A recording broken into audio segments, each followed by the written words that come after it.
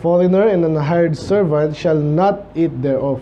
In one house shall it be eaten. Thou shalt not carry forth aught of the flesh abroad out of the house, neither shall ye break a bone thereof. All the congregation of Israel shall keep it. And when a stranger shall sojourn with thee, and will keep the Passover to the Lord, let all his males be circumcised, and then let him come near and keep it. And he shall be as one that is born in the land, for no uncircumcised person shall eat thereof. One law shall be to him that is homeborn, and unto the stranger that sojourneth among you.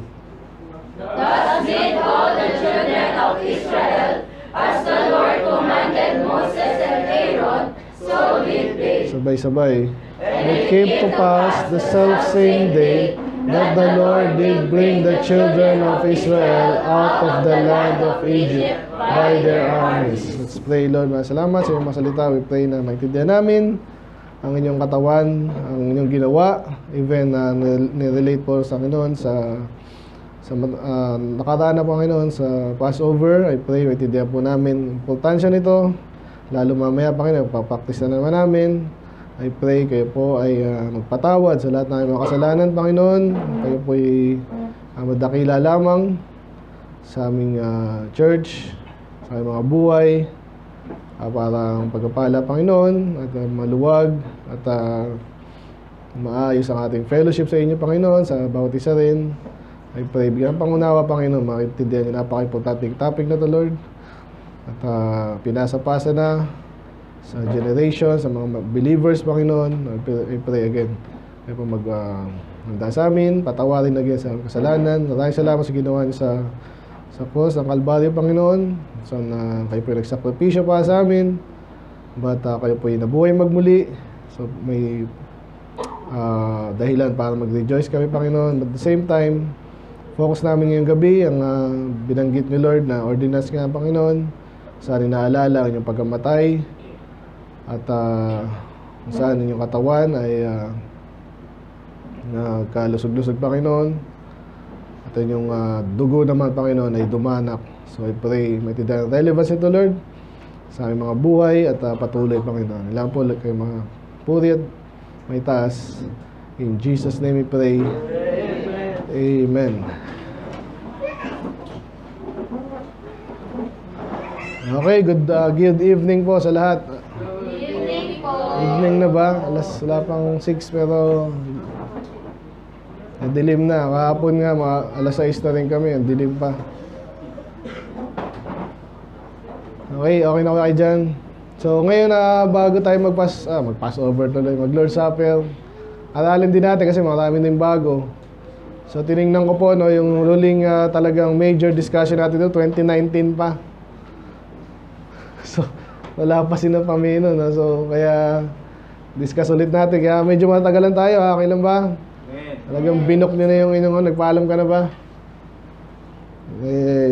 Minsan-minsan lang naman. Baka may pumawag dyan. Okay, so yung binasa po natin, saglit lang po to.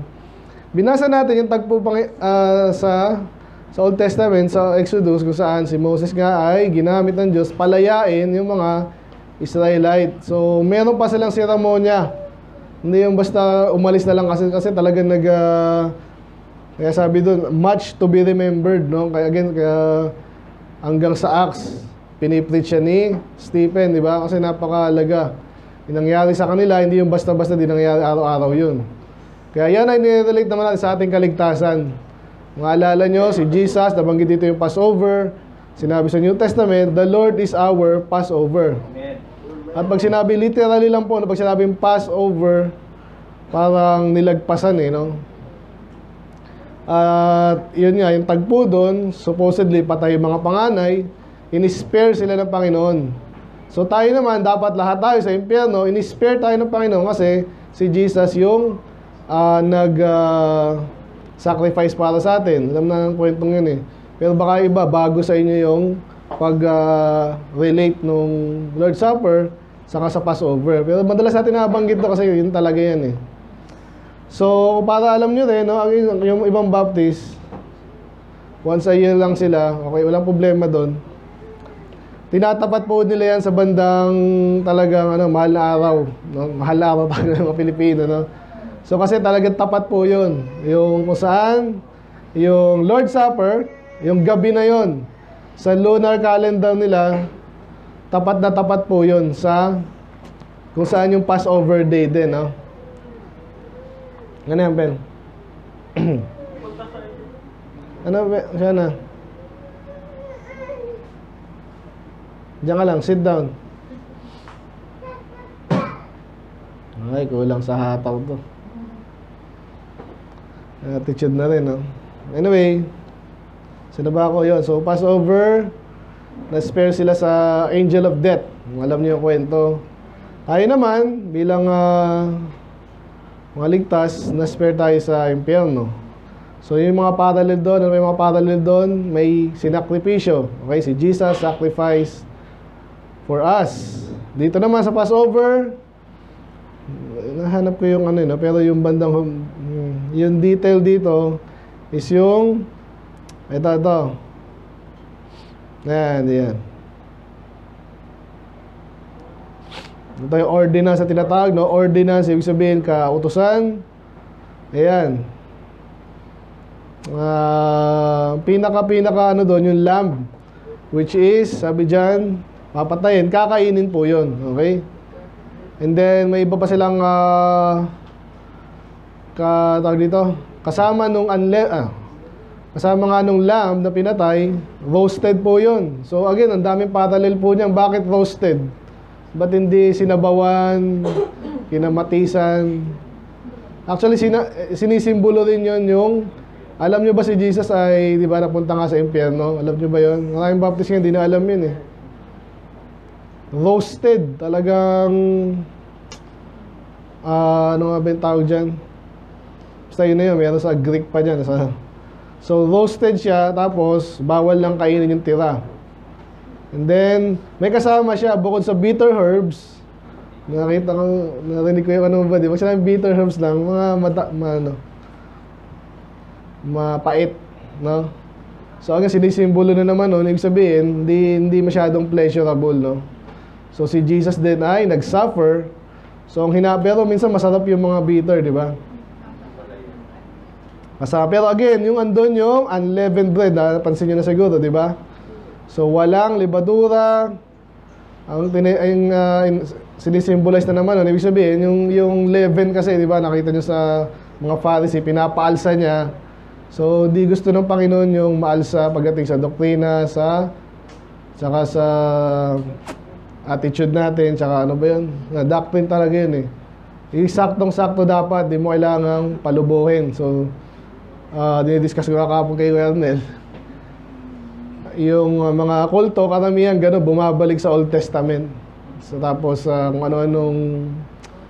May matatakil natin yung kasi yung katawan ni Kristo, di ba? Yung mga Katoliko, sinasabi nila, yun daw mismo yung katawan ni Kristo na kesyo bumababa dito at kinakain daw natin si Jesus. Literal. Hindi lang pwede tanggi yun kasi nakadocument yung tawag nila doon, transubstantiation. Kesyo pag tinaas ng pare at biglang, magical, nag-turn daw yun. Even yung mga, Katoliko ako dati. Pag kinain ko, hindi, wafer lang naman to eh. Hindi, katawan ni Kristo niya. Ganun pa. Hindi mo alam kung anong eh. Kaya yung libadura, binibilisan ko na lang po Obviously, may mga ibang pagkakataon na tatakil pa natin to. So, yung mga nakita natin dito muna sa Old Testament, bago tayo magana sa New Testament, may araw kung saan pinalaya, basically niligtas sila. Amen? Niligtas sila. Yan po ay parallel sa New Testament, pagliligtas sa atin. So, hindi ang kaligtasan yung langit, yung promised land, like sinasabi sa inyo yun. Ang kaligtasan talaga nung inalis sila sa bondage sa Egypt na pinipicture yung bondage nga. Sa atin naman, kasalanan ng pinipicture nun. Ibig sabihin kasi ang kasalanan, dadaling ka sa impyerno. Sigurado yun. Inalis ka doon. Tinanggap mo si Jesus, siya yung namatay para sa'yo. Kinain natin sila. Basically, ina-apply natin. Kaya mamaya, kakainin din natin body of Christ. Again, hindi siya literal. Ito ay symbolic. Okay? Okay, so na-cover ko na ba? So again sa Exodus, ni-spare sila sa kamatayan. Though dito mga panganay. So ang panganay, sinisimbolize din niya sa Bible, yung pinaka-importante. Sino panganay dito? Kunwari lang. Parang ganun lang yung ano dun pinakamalakas kayo, unang anak. Yan. Ako, hindi ako panganay, pero ano lang yun, sa Bible yun. Okay, sinisimbolize. So parang basically, ayun yun. So anyway, representative lang sa ating lahat yun. Okay, so sila ni-spare yung sa kamatayan, tayo din sa impyerno. And then, yun, buti browse ko pala ito sa bandang huli. Sa 22, meron silang seremonya pa.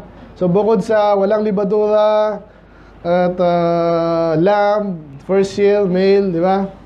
Walang blemish. Importante rin yung walang blemish kasi si Jesus walang kasalanan. Yun ang parallel nun sa New Testament. And then ito naman, yung dugo ngayon, di lang basta yung dugo, inano nila yun, inipon, sa basin or batya. Tapos meron pa sila yung door nila para hindi raw pasukin ng angel of death nga. Nilagyan nila ng dugo. So kumuha pa sila ng hyssop. Yung hyssop na yan, meron ding parallel ano yan Kung alam niyo yung ginamit din po yan sa New Testament. So medyo nakalimutan ko yung details about yan. Basta parang malinis daw yun. Okay, so tapos parang gagawin brush. So in-strike lang, kasi parang pinintura. Hindi naman masyadong basta magkaroon lang ng dugo, itong side post and then yung lintel. Ano sinisimbolize yun? Napakaganda nito Saan natin na ina-apply ang dugo ni Jesus? Naligo mo tayo sa dugo, katulad mga satanista. Hindi, di ba? Ano lang yun, figurative. Pag tinanggap mo si Jesus, kaya pag nag-soul winning kayo, ganun. Emphasize nyo, huwag kayo mag-asawa doon. Amen? Yeah. Yun talaga yun Kaya mga kanta natin, are you washed in the blood? Nothing but the blood. Yung mga Calvinist, inalis yung blood sa ESB. Nagtira sila ng konti. Importante kasi yan. Yan nag-symbolize ng buhay. Sabi sa Bible, for the life is in the blood. Kaya pag nakakita dumadanak na dugo, ang ibig sabihin may namatay. Di ba? Tulad yan. So yun. So nung nilagay saan ina-apply ngayon yung ating side post? Yung pintuan ng ating saan bang pintuan natin? Sa puso daw yan Hindi ko nagkamali, nasa hibos din yun. Apply sa ating puso. Okay? So ganun yun. Kaya pag sinasolvin mo sila, siguraduhin mo na nila yun, naintindihan nila si Jesus. Walang kasalanan. Siya pa yung mamamatay. So napaka-unfair. Pero dahil mahal ka niya, dahil sa katawan tao din siya, nahirapan po talaga siya. Okay? So in-apply sa puso. Kaya again, pag hindi seryoso yung inasolvin mo, huwag mo yung tuloy. Pag-pray mo na lang, huwag mo papatanggapin ng hindi niya naintindihan. Amen? Tandaan niyo po yan. Ayun na. So, mayroon pa ba? Ayun na yun. So, punta na tayo sa ngayon. Sa Acts. So, bago tayo doon sa ating pinaka, dami ko introduction pala. Sa Acts 2:42,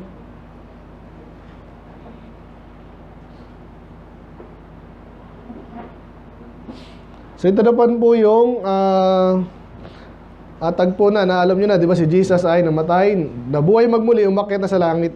So, iniwanan yung mga disipulo dito. Sabi dito, they continued steadfastly in the apostles' doctrine, okay, and fellowship. So, parallel sa atin, yung mga Katoliko, di magkakilala yun. At lalong di nagba-Bible yun. Kunwari lang, pag-Pasko yan. Kanina, dumahan kami doon, nagsundo ako, di ba? Wala na mga tao, di katulad nung Christmas season. So, kasi hindi naman talaga sila, kumbaga, something else na po yung Catholic, hindi ibang kulto. Tayo, kaya makaka-relate ka dito, magbabasa ka ng Bible.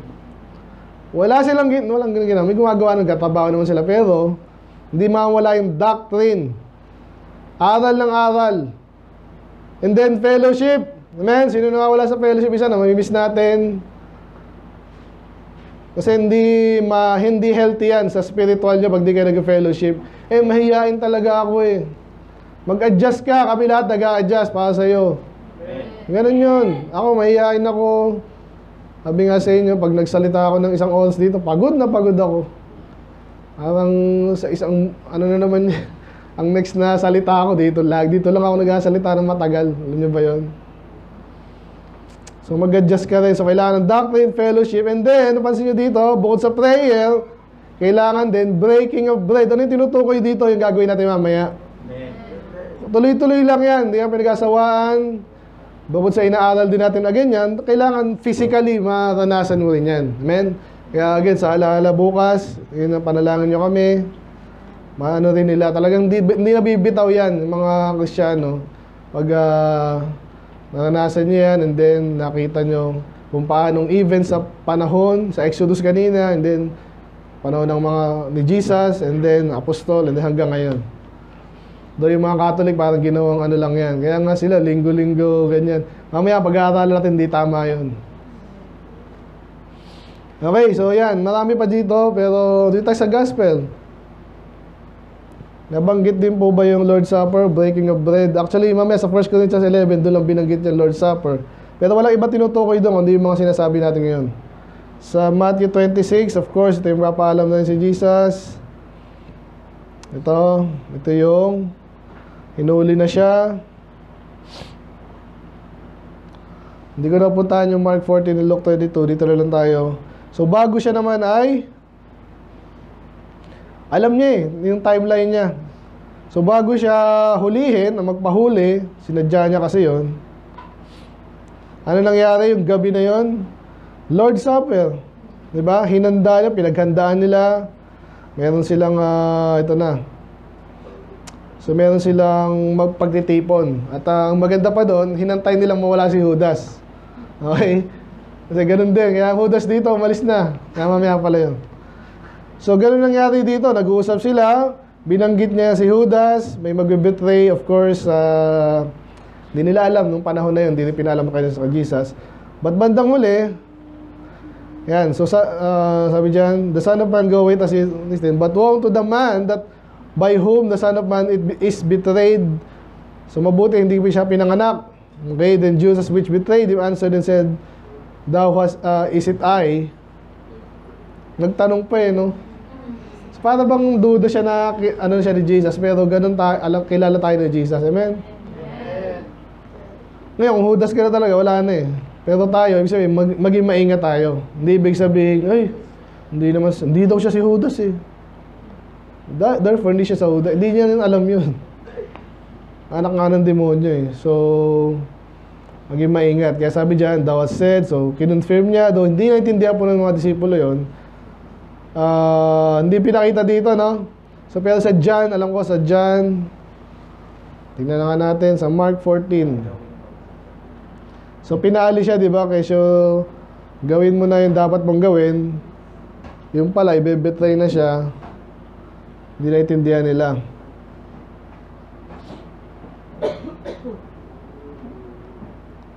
Hindi rin sinabi. Sa John, Luke 22.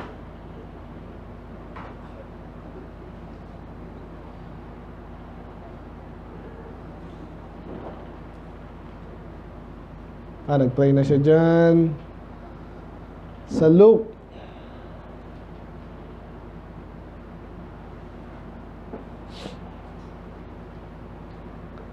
Hindi rin sinabi, no? So, sa John talaga yun. Di ko na note.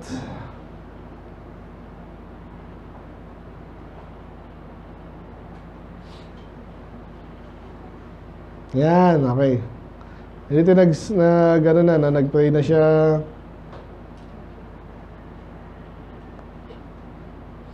Yan, okay. So, sabi dito, so bago yung John 14, nag-17 na panalangin ni Jesus, napakahaba.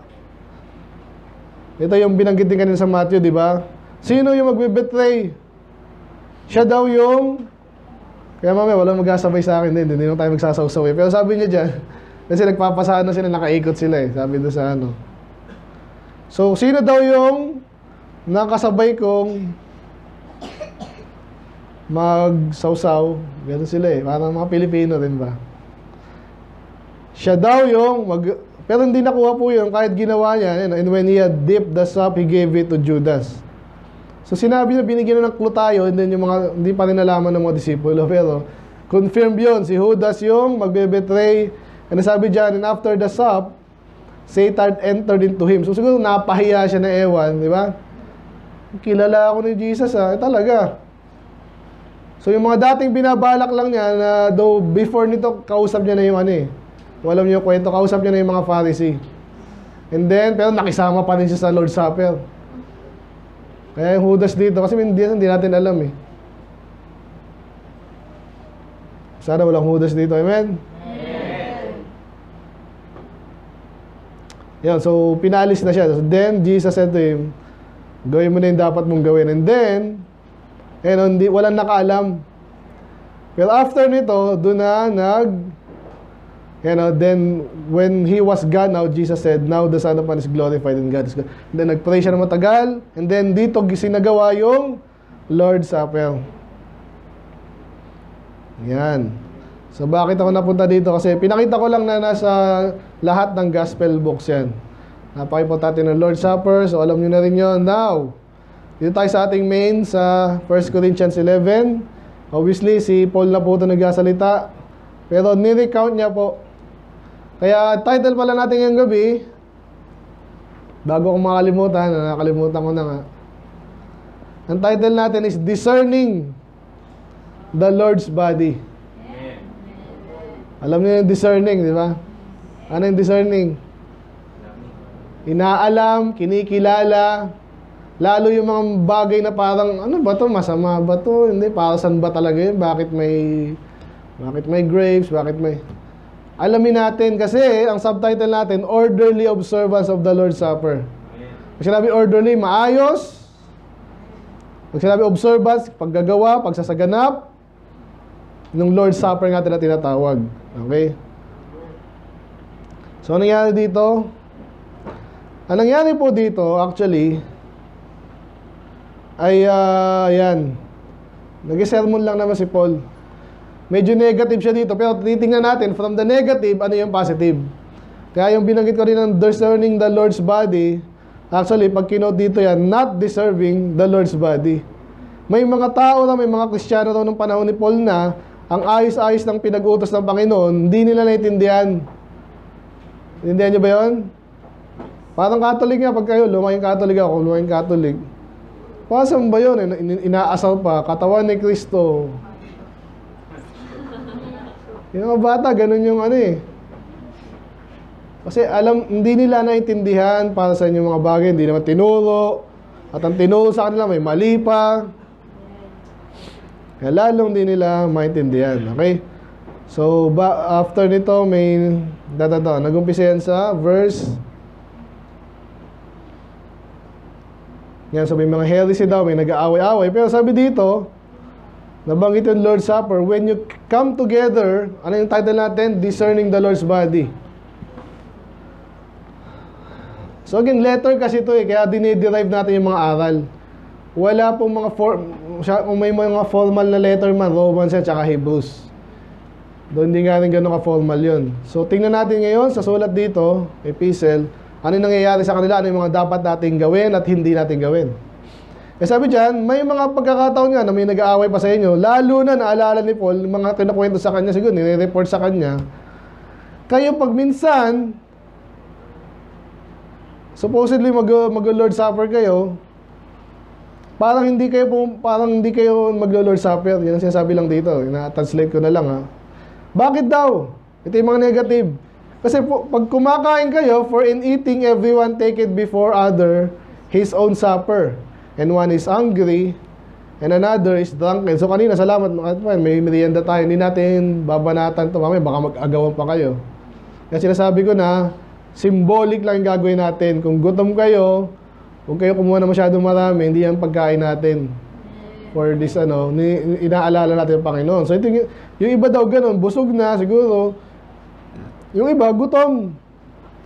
Kasi hindi na ituro sa kanila yung tamang observance. Alam nyo na pag malaki na yung church, ganun eh. Kaya tayo twice a year lang, iba, once a year lang. Hindi proper yung ginagawa ng Catholic na isang linggo. Ang daming tao. Hindi lang. So hindi na naintindihan yung napaka-importanting bagay pa naman. So iba naman, busog na. Hindi naman po ito necessarily lasing, drunken. Ibig sabihin na nakadrunk, nakainom. Past tense ng drink, drunk. Okay? So, hindi laging ano yan. Sabi niya dito, what? Have you not houses to eat or to drink? Ibig sabihin, sinasabi lang niya, kung gusto niyo kumain, mabusog, hindi yan sa Lord's Supper ginagawa. So, doon kayo kumain. Doon kayo mag-agawang. Pamilya naman kayo. Mag-request ka ba, ayoko ng ulam. Baka maya magsabi, ang tigas naman ito, ang kunat naman. Saka na natin pag-usapan yun, okay? Pero perfect na siguro yung by this time yung pagluto niya, no?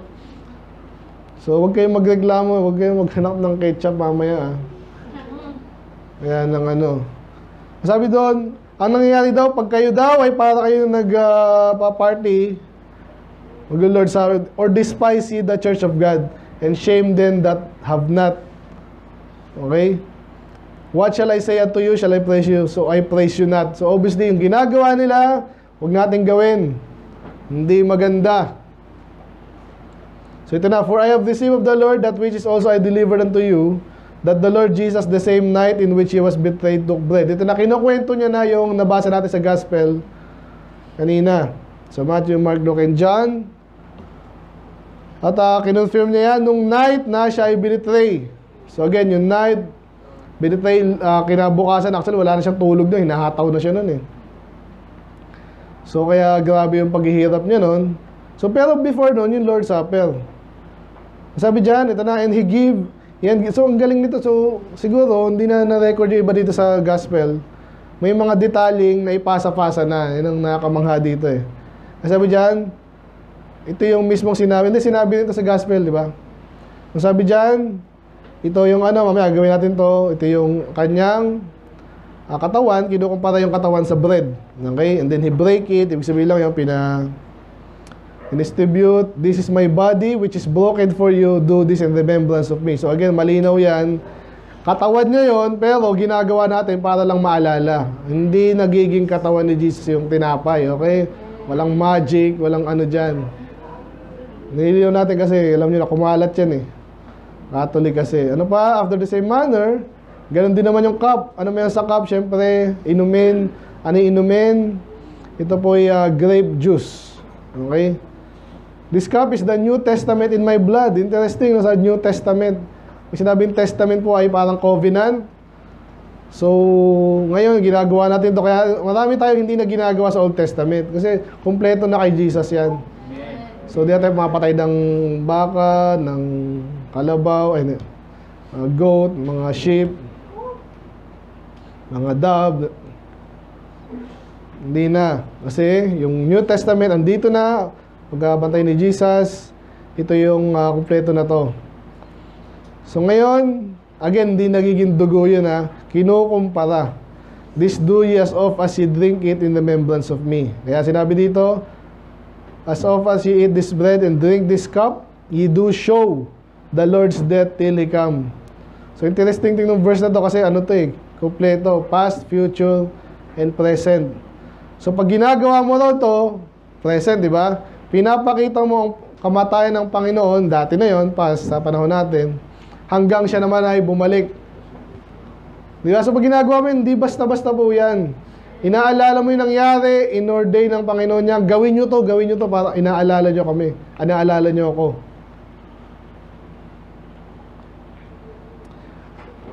Wherefore, whosoever shall eat this bread, ito na yung ating title. Dahil napakabanal niyan, yung mga tao daw na walang hindi alam kung anong ginagawa nila, akala nila kumakain lang, akala nila wala lang, kasi hindi inaaral Kataling nga tayo ganun. Basta first communion ka na. Yung ano man yun. Bahala ka na. Hindi na naman nalalaman. Wala namang register doon. Tayo magkakilala tayo dito Kilala ko yung mga member na bonafide. Na-baptize, naligtas. Kaya sabi dito, yung mga kumakain at nakikiinom-inom dyan na unworthy. So sino yung unworthy? Hindi karapat-dapat pastor, lahat ng hindi karapat-dapat, pero meron pa rin. Ano po yan? Relative po yan Parang sinabi sa Bible, walang matuwid. Wala kahit isa Pero sinabi si Noah, matuwid.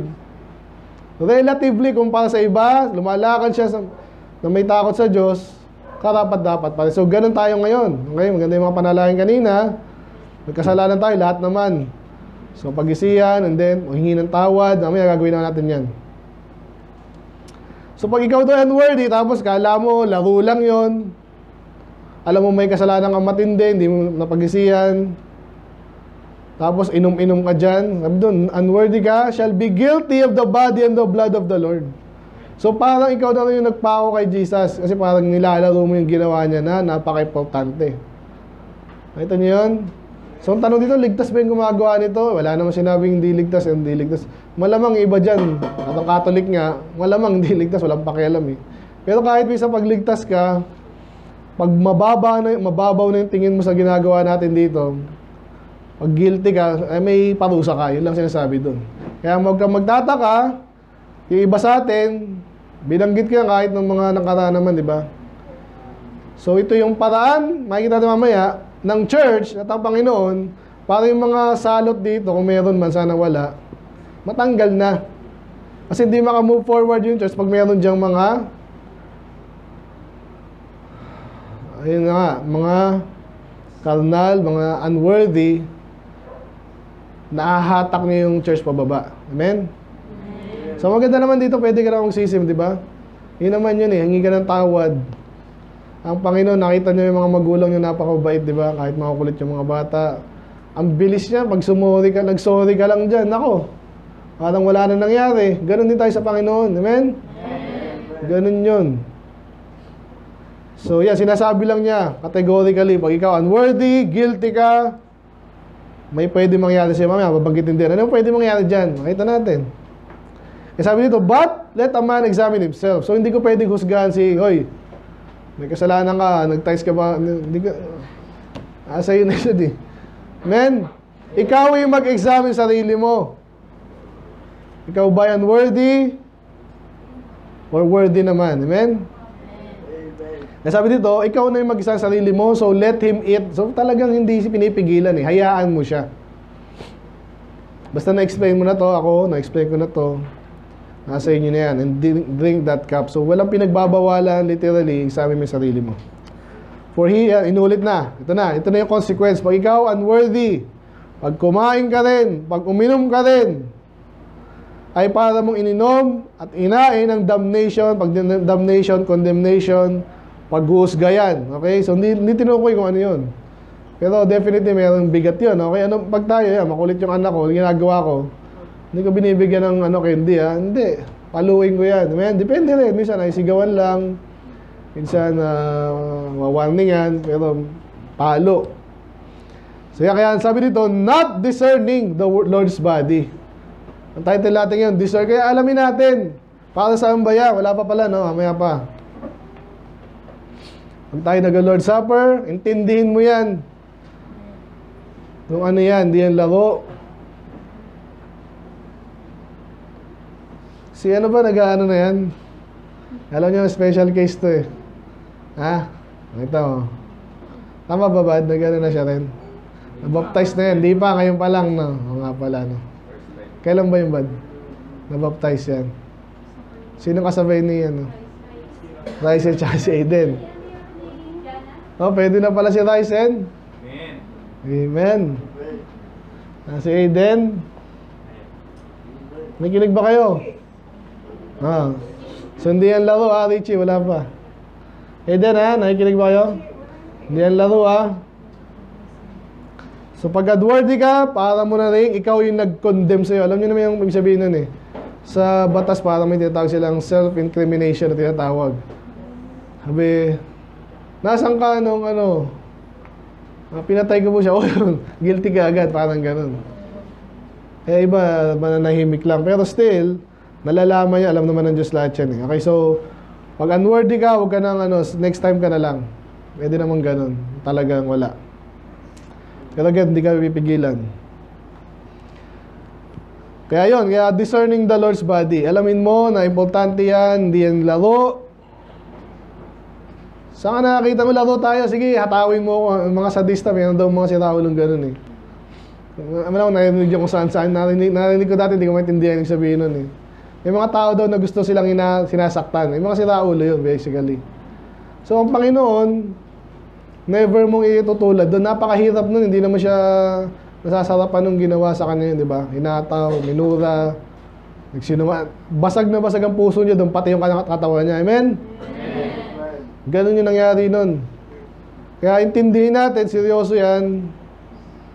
Nagsakripisyo nga para sa atin, tapos tayo, at least alalahanin natin yun. Then, para may binabago sa atin ng Panginoon, pag ganun, inaalala natin siya. Okay? So ito daw. So again, mga example ng mga kumain unworthy, ano? Iba nangihina. Kasi nga naman, nagpapalakas mo po sa Espiritu ng Diyos, binabastos mo. Ano mangyayari? Parang pagkain na nagpapalakas dapat sa atin, tapos naman, ginawa ng unhealthy or alam mo na. Ano yung ginagawa ng mga sa pagkain natin? Inaalis yung tunay na food, dinalagyan, basta lang yung benta sila. Ganyan po ginagawa doon. So, ganun din ang spiritual things. Kaya tayo, hindi tayo, yun nga, parang katoliko na. Pastor, every natin ginagawa, ba't pinapaliwanag ko pa? Kasi nga, parang sigurado. Amen. May dito sa inyo. Nakakalimot. Sabi dyan, kaya marami daw nangihina, nagkakasakit, at marami nang natutulog. Sino natutulog dito? Patay po ang ibig sabihin niya, namamatay. Pwede kang patay ng Diyos, si loko-loko ka. Kaya ganun katindi yan. Kaya walang mamamatay bukas, ha. Kaya nga, natin, gawin natin worthy yung sarili natin. Amen? Okay. Ang serious na kami, serious yan. For if we judge ourselves, we should not be judged. Sa Tagalog, hindi nga pwede kitang husgahan mo yung sarili mo. Amen? Kasi ikaw yan, hindi ko naman alam yung iniisip mo dyan eh. Alam ko ba? Kahit mag-pretend pa ako, hindi ko naman alam eh.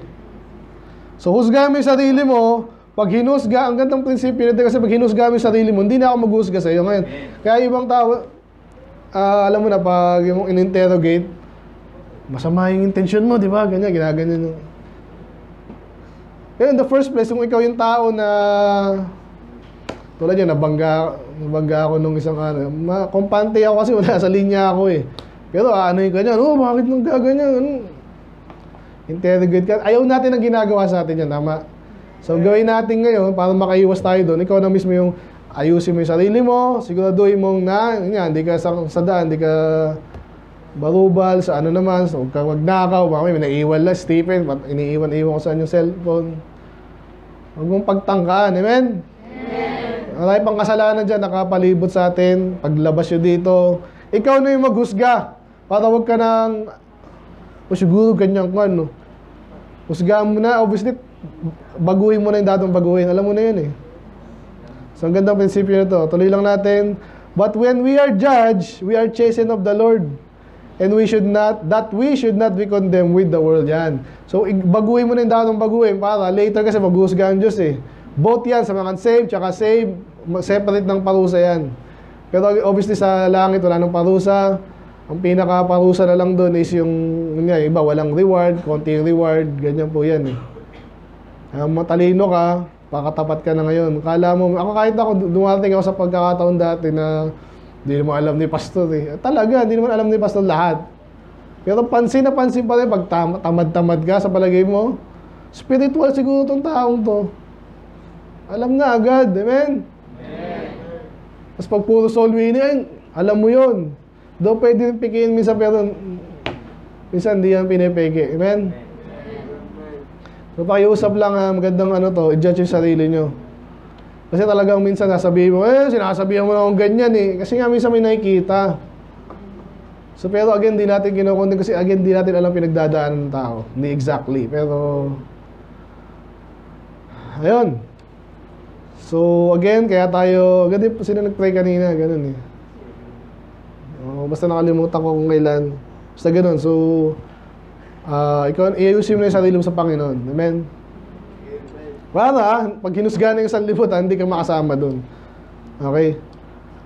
So you go. And then, wherefore, my brethren, when you come together to eat, tarry for one another. Yan, kaya ginawa natin ngayon, na ayos, may schedule, di ba? Baka may humahabol pa, tatakbo na. Lord's Supper, pinaghihintay mo. Eh, kahit nga service natin, di ba, ang pangit nung, di ba? Appointment na nga yun eh. Oy, magpe-preach natin, dali, hintayin mo natin si ano, hindi makikinig yung preaching eh. Lalo pag Lord's Supper. So sige, hintayan tayo, pero maganda para walang hintayan, on time na rin tayo. Then last, if any man hunger, let him eat at home, that ye come not together unto condemnation. Medyo inulit yung kanina, yun yung kasi introduction niya eh. Talagang minsan iba karnal, iba parang laro. Ano ba kainin natin ngayon? Siguro parang gano'n pa yung dating eh. O damihan mo yan sis ha. Binibilang na kayo. O baka kulang yan. Naku. Magkukulang to pag nasa hulihan ka. Ay baka mawalan ako. Sandali ko. Hindi ako din. Hindi nagkagulo na. So they despise ang Panginoon. So huwag tayong gano'n. Okay? Kung talagang gutom ka, kumain ka sa bahay mo. Ayun. Then the rest, I will set in order when I come. So again, marami pang bagay daw, pero maganda nasa ayos tayo. Amen? Yeah. Ayan. So mamaya yung actual natin. Sana natuto tayo ngayon. May tanong. Informal tayo ngayon. Wala nga ako points eh. Ganun din ginawa natin 2019. Inano lang namin to. Yung mga bago, so nakapag-partake naman yung iba, di ba? Ito dito si Ate May. Kompleto tayo. So basically, wala dito, hindi member dito, no? Yung pasulpot-sulpot lang, wala yun. Okay, this time ay pray lang tayo, and then alas 6 na. Konting break, iayusin lang dito, and then start na po tayo, no? So let's pray. Panginoon, salamat sa nagkaroon ng pagkakataon muli na ilatag ito, Lord, yung Lord's Supper. Ang ibig sabihin nito, from the time of Moses, Panginoon, even from the foundation of the world, again, salamat kay Jesus. Siya po yung namatay para sa amin. Nagsakripisyo siya. Kami makasalanan. Dapat kami sa impyerno. Sa kabutihan loob, Panginoon, sa inyo po, Panginoon, pinatawad niyo kami, hindi basta-basta. May nagbayad pa rin. Si Jesus po yun. Salamat po dito. Ang pag-ibig at sakripisyo, I pray. Ito po ay lagi ng alalahanin. Ito applicable sa maraming bagay. Even yung prinsipyo na to, Lord. So I pray, pag-aalala namin to, Lord, seryoso. Ang dami nitong effect doon sa aming buhay din, Panginoon, spiritually and sa labas din. Nawa, I pray na each time na ginagawa namin to, Lord, maalala ka namin ng tama. Lalo ka naming mahalin, galangin, Panginoon. Pagpakabanalin yung remembrance event, Panginoon. Salamat sa ginawa nyo. Pagpatawad, pagliligtas, sakripisyo, Panginoon. I pray na bawat isa, Panginoon, habang ginagawa namin to, even sa ibang pagkakataon, appreciate ka namin, Panginoon. Separate yung kabanalan sa amin. Patawarin niyo po kami sa aming mga kasalanan, napakarami against sa inyo, sa aming kabanalan. I pray, Panginoon, masagawa namin ito lagi ng maayos. Hindi po sa alahala, alalahanin niyo po bukas at maging pagkapala din po dyan.